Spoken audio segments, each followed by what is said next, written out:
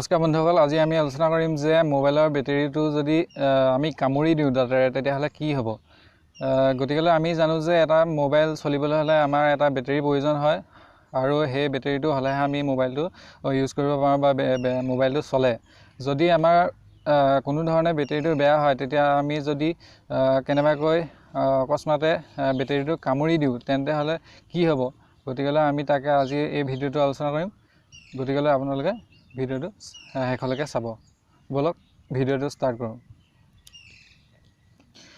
চাব, যেতিয়া আমি কোনো এটা বেটাৰী বেয়া হয় তেতিয়া আমি তাক চেক কৰিবলৈ জিভাখন লগাই চাওঁ, অথবা যেতিয়া আমাৰ বেটাৰীটো বেয়া হয় তেতিয়া বেটাৰীটো ফুলি যায় আৰু সেই ফুলি যোৱা বেটাৰীটো আমি চেপেটা কৰিবলৈ কেতিয়াবা দাঁতেৰে কামোৰ মাৰি দিওঁ।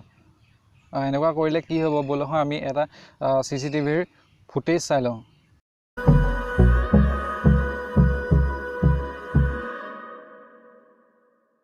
গতিকে বন্ধুসকল, দেখিলে যে এই ভিডিঅ'টোত এজন মানুহে এটা পুৰণা বেটাৰী ৰিপ্লেচমেণ্ট কৰিবলৈ এখন ষ্ট'ৰলৈ যায় আৰু সেই পুৰণা বেটাৰীটো ৰিপ্লেচমেণ্ট কৰি এটা নতুন বেটাৰী লগায় আৰু সেই পুৰণা বেটাৰীটো তেওঁ দাঁতেৰে কামুৰিবলৈ চেষ্টা কৰোঁতেই বেটাৰীটো ব্লাষ্ট হৈ যায়।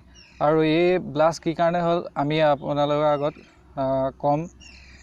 কি কাৰণে হ'ল চাওক, যেতিয়া বেটাৰীটোৰ আমি কোনো এক্সটাৰ্নেল ফ'ৰ্চ দি বা দাঁতেৰে হওক বা অন্যান্য সঁজুলিয়ে হওক তাক হেঁচা দিওঁ, তেতিয়া বেটাৰীটোৰ পজিটিভ আৰু নিগেটিভ মূৰ দুটা সংযোগ হৈ যায়, যাৰ ফলতে বেটাৰীটো ব্লাষ্ট হোৱাৰ চান্স থাকে।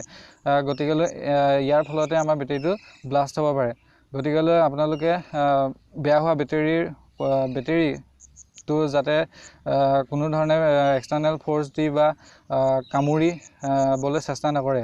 আৰু এটা কথা মনত ৰাখিব যে আপোনালোকে বেটাৰীবোৰ সৰু ল'ৰা ছোৱালীৰ পৰা দূৰত ৰাখিব, যাতে তাহাঁতি বেটাৰীটো কামুৰিব নোৱাৰে।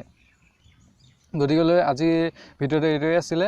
যদি আপোনালোকে ভিডিঅ'টো চাই ভাল পালে তেনেহ'লে লাইক কৰিব, শ্বেয়াৰ কৰিব আৰু আমাৰ চেনেলটো ছাবস্ক্ৰাইব কৰিব। ধন্যবাদ।